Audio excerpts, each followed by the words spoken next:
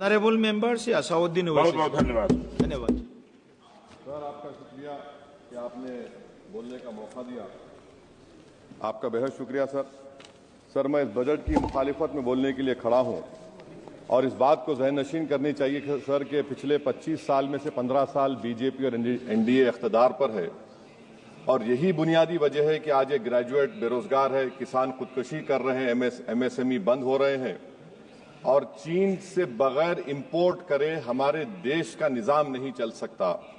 ये सब जिम्मेदारी इस हुकूमत पर आयद होती है सर। वजीर आजम कहते हैं कि मुल्क विकसित भारत की राह पे है। मैं कहना चाहता हूं कि ये उस वक्त तक मुमकिन नहीं है जब तक इस मुल्क की 80 करोड़ आवाम फ्री राशन के बगैर जिंदा नहीं रह सकती। विकसित भारत उस वक्त तक मुमकिन नहीं है सर जब हमारे देश की लड़कियां न्यूट्रिशन और तालीमी मौके उनको बच्चों की तरह नहीं मिल जाते। सर, विकसित भारत उस वक्त तक मुमकिन नहीं है जब हमारे मुल्क के बच्चों को जो पढ़ना नहीं आता, प्रॉपर सेंटेंस नहीं लिख सकते। सर, विकसित भारत उस वक्त तक मुमकिन नहीं है जब इस देश की बहुत बड़ी आबादी गरीब है, एब्जेक्ट पॉवर्टी में है। विकसित भारत इस वक्त तक मुमकिन नहीं है सर जब देश के 15% मुसलमानों को तालीम से, रोजगार से, सियासत, इंतजामी और गवर्नेंस से मजहबी तासुब की बुनियाद पर खारिज कर दिया जाता है। सर, 2014 से रियल वेजेस में गिरावट आई है या स्टैग्नेशन हुआ है। हर साल 1.3% की कमी हुए, यानी हर साल वतन अजीज के शहरी गरीब होते हैं और बरसर इख्तिदार की जमात की दौलत में इजाफा होता है। 750 उन्होंने अपने नए पार्टी ऑफिस पूरे देश में खोले हैं और एक गरीब को पीएमएवाई में बगैर रिश्वत करप्शन के घर नहीं मिलता। सर, तनख्वाहों में कमी, गिरावट से सबसे ज्यादा नुकसान मुसलमान, दलित और आदिवासी को है क्योंकि इनमें सबसे ज्यादा गरीब हैं। सर, मोदी हुकूमत ने इन तीनों तबकों के खिलाफ ऐलान जंग कर दिया। क्या मन की बात से एक औसत घराने को खाना मिलता है? सर, वजीर आजम ने हालिया आवाम को, जनता को मशवरा दिया कि खाने के तेल में कमी करने से जिस्म का वजन कम होता है। सर, मगर इस हुकूमत के मोटापे का अंदाजा लगाइए कि 2014 और 22 से मोदी हुकूमत ने एडवर्टाइजमेंट के ऊपर 3,260 करोड़ रुपए खर्चा किए। तो मालूम हुआ कि देश के प्रधानमंत्री मोदी जी एक एग्जाम वॉरियर भी हैं और एक डाइट कोच भी हैं। सर, खाने के तेल का होलसेल प्राइस इंडेक्स 2014 में 104 था, 2022 में 182 हुआ, 2024 में 145 होता है। ये पॉलिसी हुकूमत किसके लिए बनाती है? गरीबों के लिए नहीं बनाती, हम जानते हैं। सर, 80% भारत की आबादी माइक्रो न्यूट्रिएंट डिफिशियंसी है, सफर करती है। हेल्थ के बजट को हम देखें sir, as a percentage of total budget spend and share of GDP, इसमें कोई इजाफा नहीं हुआ है सर, बल्कि इसका शेयर 2018-19 से कम है। जब हेल्थ सेस लागू किया गया था, हजारों करोड़ हेल्थ सेस कॉर्पोरेट और इनकम टैक्स लोगों ने दिया, हमारे हेल्थ सेक्टर में कोई काम नहीं हो रहा है। सर, तालीम पे आ जाइए। इकोनॉमिक सर्वे जो रिसेंटली ले हुआ है इस हाउस में, जिसमें डेटा यह बताता है कि स्कूल रिटेंशन क्लास 1 to 10 63.8 और हायर सेकेंडरी में क्लास 1 to 12 45.6। मतलब यह है कि सर, एक 1/3 हमारे बच्चे 10वीं तालीम को मुकम्मल नहीं करेंगे और आधे से ज्यादा 12th की तालीम नामुकम्मल करेंगे। लगता है कि देश के प्रधानमंत्री इनको एग्जाम वॉरियर बनाने का जो नारा लगाते हैं, वो नहीं चाहते कि नौजवान तालीम याफ्ता बने, बल्कि सिर्फ चाहते हैं कि गरीब और मायूस नौजवान उनकी जलसों जनसभाओं में यहाँ शिरकत करें, उनके लिए जिंदाबाद के नारे लगाएं और खुद की जिंदगी और मुस्तकबिल को मुर्दा कर दें। सर, सच्चाई यह है कि हमारे नौजवानों का एक बहुत बड़ा तबका बेसिक मैथमेटिक्स पढ़ नहीं सकता और अपनी मादरी जबान में एक जुमला नहीं लिख सकता। सर, जो सौतेला तासुब रवैया अक़लियतों के साथ हुकूमत कर रही है, इसकी मिसाल यह है कि वजारत अक़लियती बहबूद का बजट पिछले साल से कम हो गया है। सर, मैं एग्जाम्पल दे रहा हूं आपको। जो pre matric, post matric, MANF, free coaching, interest subsidy education loan है, एलोकेशन फॉर एजुकेशन एम्पावरमेंट में जबरदस्त कमी आई है। सर, पिछले साल 1575 करोड़ था सर, इस साल 678 करोड़ कर दिया गया है। सर, सेंट्रल सेक्टर की जो स्कीम्स है, जिसमें education, empowerment, skill development, PM विकास है, 2024 में 2120 करोड़ में से सिर्फ 770 खर्चा किए गए। सर, 2025-26 में उसको 1237 करोड़ कर दिया गया। सर, ये सरकार अक़लियतों को और खास तौर से मुसलमानों को मुकम्मल नजरअंदाज कर दी गई है। प्री मैट्रिक स्कॉलरशिप सर, पिछले साल 326 करोड़ में से 90 करोड़ रुपए खर्चा किए गए। पोस्ट मैट्रिक में इस साल 65% कमी कर दी गई, सिर्फ 413 करोड़। मेरिट कम मीन सर 33 करोड़ से 7 करोड़ कर दिया गया है।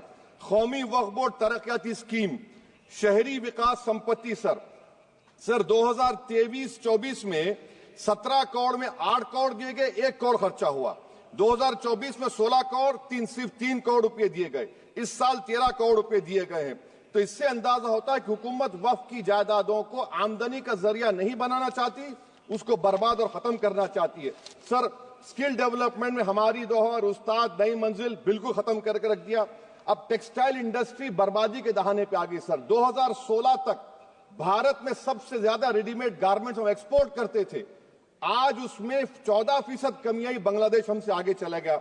सर मैं एक मिसाल दे रहा हूं, मालेगांव में पावरलूम इंडस्ट्री में जो रोजगार देते हैं, ना उस पावरलूम इंडस्ट्री के लिए ना उसमें लेबरर के लिए कुछ बजट में रखा गया है। RODTEP, ROSCTL में एक्सपोर्ट प्रमोशन की पॉलिसी नहीं बनाई गई। ग्रुप इंश्योरेंस और GIS को क्यों बंद किया गया इन पावरलूम इंडस्ट्री के लिए? और फिर सर PLI स्कीम के बहुत बड़े दावे किए जाते हैं। ये PLI स्कीम प्रो कॉर्पोरेट है, जबकि इसको प्रो माइक्रो होना चाहिए था। मालेगांव की पावरलूम इंडस्ट्री के लिए इंफ्रास्ट्रक्चर डेवलपमेंट है। ये तासुब और सौतेला सुलूक मालेगांव पावरलूम और इंडस्ट्री से कब तक चलेगा? सर डेडलाइन, मोदी जी ये गवर्नमेंट डेडलाइन देती है। मेक इन इंडिया का वादा था सर 100 मिलियन जॉब्स, 12 से 14% ग्रोथ। हकीकत क्या है सर? सिर्फ 6% ग्रोथ है। मैन्युफैक्चरिंग एम्प्लॉयमेंट में सर 12.6 2011-12 में था, वो गिरकर 11.4 हो गया 2022-23 में। सर इकोनॉमिक यूरोपियन यूनियन की policy on carbon border adjustment mechanism EU deforestation regulation ये कहता है इसके ऊपर भारत का बहुत बुरा असर पड़ने वाला है। इकोनॉमिक सर्वे ये कहता है कि 9.5 बिलियन एक्सपोर्ट्स में कमी आएगी। क्या पॉलिसी है सरकार की? सर अनक्लेम डिपॉजिट्स देखिए सर 2023-24 में LIC में 3,70,000 maturity claims are lying unclaimed, 880 crore के। EPFO 2023-24 में 8,500 crore is lying unclaimed in 21 lakh inoperative accounts. Is this being done deliberately to shore up the government supply? Why is the middle class being made bali ka bakra, sir? In February 2023, sir, 35,000 crore is lying vacant or unclaimed in public sector banks. Why don't you use it? And sir, the travesty of justice is in PM Poshan, sir, a cook or helper gets only 1,000 rupees for 10 months. Why can't the government increase? Sir, agriculture department का जो budget है 4,000 करोड़ कमी कर दी गई। मैं आदाद और शुमार और एक स्टडी की बुनियाद पर कह रहा हूं कि किसानों की अगर आमदनी 100 रुपये है तो ये हुकूमत 12 रुपये लेती है। जुल्म नहीं तो क्या है? Sir India steel industry export किया 13 बिलियन और उसमें से 1.2 बिलियन हमने एक्सपोर्ट किया था स्टील एल्यूमिनियम US को। अगर ट्रंप 25% टैरिफ लगाएगा ये सिग्निफिकेंट बर्डन होगा इंडिया के स्टील एक्सपोर्टर्स पर और इसीलिए इंडिया मेटल इंडेक्स गिरा है 3%। सर क्या पॉलिसी है सरकार की? सर कंक्लूजन में अब आप देखें the revenue through income tax is set to increase by 4 lakh crore for BE24 while the corporate tax is only set to increase by 60,000 crore despite corporate profitability an all-time high while wage growth remains subdued. The share of income tax in total revenue has risen to 22.7% in financial year 19 to 33% in 25 while the share of both GST and corporate tax has declined. This means that it is still the individual taxpayers paying income tax that is funding the government while corporation get an easy ride, sir. In conclusion, sir, the state I come from, Telangana से मैं आता हूं, तेलंगाना की आवाम ने 8 MP BJP को दिए। एक project आप नेशनल प्रोजेक्ट नहीं कर सकते, पालमारू इरिगेशन प्रोजेक्ट को नेशनल प्रोजेक्ट नहीं बनाते, गोदावरी के पानी को लाने का प्रोजेक्ट आप नहीं देते, मेट्रो को नहीं देते, एक स्टील बायारा, मेरे 8 MP आपके जीत के गए।